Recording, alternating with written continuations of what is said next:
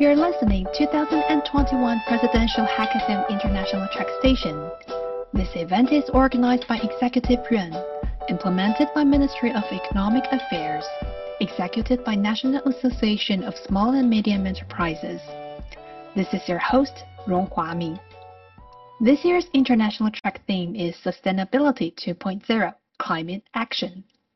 To audience has been followed up, climate change would probably associate this challenge theme with United Nations Climate Change Conference and COP26, which is scheduled to be held in Glasgow later of this year.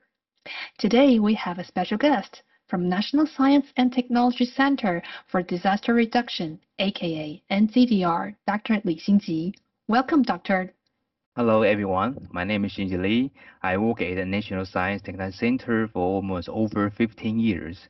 I belong to the Climate Change Division, also the Policy and Socioeconomic Divisions.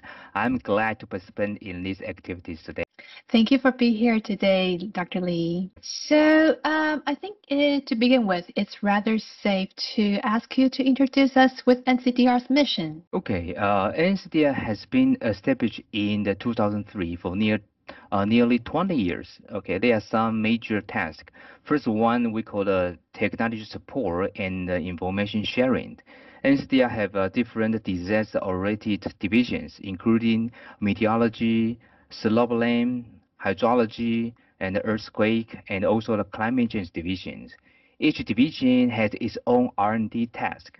We also build a cross-sectoral information platform that our results can be provided to various ministries for disaster prevention applications. And the other task we call the emergency support, especially for the CEOC, we call the Central Emergency Operation Centers. For example, when a typhoon may attack Taiwan, the CEOC will be activated, and the various disaster authorities such as Central Weather Bureau, Water Resource Agencies, Council of Agriculture, and also NCDR will be stationed in the center to make preparedness for typhoon prevention together. We keep close collaboration with different ministries during disaster events to synergize joint effort on reducing adverse impact brought by typhoon or other natural disasters such as floods or earthquake. I see. So climate change is a very broad disciplinary, from natural science to finance, from applied science to humanity. Among many categories, I believe to the general people, it's very common to mix concepts of adaptation and mitigation. So before we travel further, can you help us with a clear and easy to understand definition of adaptation and mitigation respectively? Okay. To put it simply, climate actions are all about mitigating the manageable and adapting to the inevitable, which means we must do our best to reduce man-made greenhouse gas emissions to suppress further warming and more severe climate change impact. As for extreme events and cascading impact that we are already experiencing almost every year, are very likely to face in the near future. We need to adapt in a more flexible and resilient approach on top of existing measures. We used to think that we can just mitigate as hard as we can solve all problems. But seeing climate change is already at our doorstep, adaptation has become equally, if not more important. I see. I would like to follow up your explanation with existing concept of on disaster prevention. So NCDR has been established over 20 years. I believe the disaster reduction and emergency preparedness to mitigate the adverse impact is its core initiation.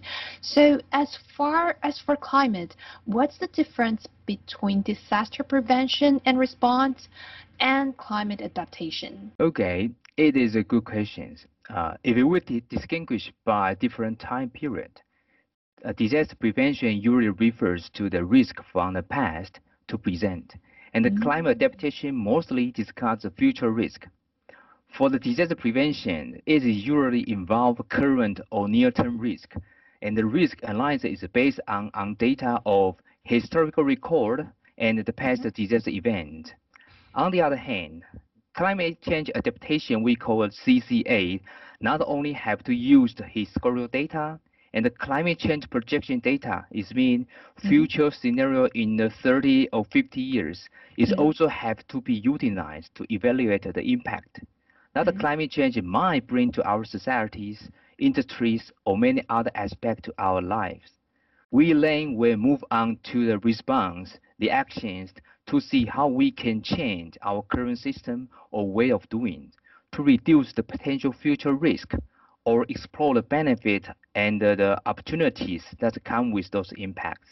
I see. So as you mentioned about those natural impacts and updated historical impacts by natural disaster, news indicates the world's largest iceberg breaks off in Antarctica in this May, and while Arctic's last ice area is melting earlier than expected. It seems regardless of how much effort NCDR and many other organizations put, climate change, its speed is much faster than humans' work in progress. So what do you think about this as a scientist and a policy practitioner? Okay, it is true that we are not keeping up with the speed of changing climate. However, examples also suggest that changing can happen swiftly if we work together. The pandemic is an unfortunate but very good example in demonstrating how humans react to the global crisis. There are lessons learned from the COVID-19 to help fight climate change. Everyone has a role to play, however small it might be. To foster global actions, we must find ways to collaborate based on the best available science, protect the vulnerable, and keep learning. That's important. Always keep learning and adapting for a very uncertain tomorrow. Well said. We need to be humble facing nature and the consequences we have made. As far as I understand, one of the consequences that ice shed melted, the sea level will rise. Well, and it's rising. There are some cities or island countries are inevitably facing the risk of submergence. Taking Taipei City, for example, will it be someday submerged underwater, probably in our lifetime? Yeah, I agree that sea level rising is a very special issue. But to be honest, Taipei City is not a very good example to talk about the impact of a sea level rise because it is well protected by from the 6 meter to 12-meter high artificial riverbank, which means the return period of the 200 is as design standard. It means to protect very big river flooding that only happen once in 200 years. As long as this wall remain intact, it might unlikely that Taipei City will be directly affected by the sea level rise. Also, in addition, the artificial protections are also very common throughout the whole Taiwan coast. So the other country also be safe. So under that scenarios. Well, that's very good to know. So thank you, Dr. Lee. Today we got clarified the difference between climate adaptation and mitigation. We learned that a particular anomaly of a particular event was because of climate change, which accumulated by humans' long-term disturbance. So last question to Dr. Lee for today. We know that several major categories of global artificial CO2 emission come from electricity, industry, and transportation.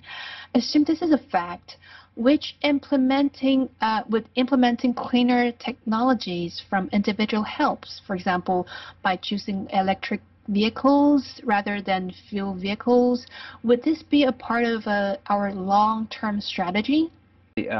Actually, regardless of the difficulty of implementations, because every policy have difficulties. But for me, as long as it is environmental friendly, it is a policy worth working on. That's my opinion. I see. So under the Paris Agreement, countries submitted intended nationally determined contributions to reduce greenhouse gas emissions every 5 years to ratchet up ambition to mitigate climate change. Climate change is something happening. We all live within it. Yet, there's hope. Our actions today impact our common tomorrow. Next episode, we're going to talk about how information helps us to get ready for the best, the worst, and most likely scenarios. International track application will close on August 4th at 3 p.m. So if you're inspired by NCTR and Dr. Lee's sharing, you're strongly encouraged to start your application by visiting Presidential Hackathon International Track event website. 2021 Presidential Hackathon International Track. Hacking for Climate!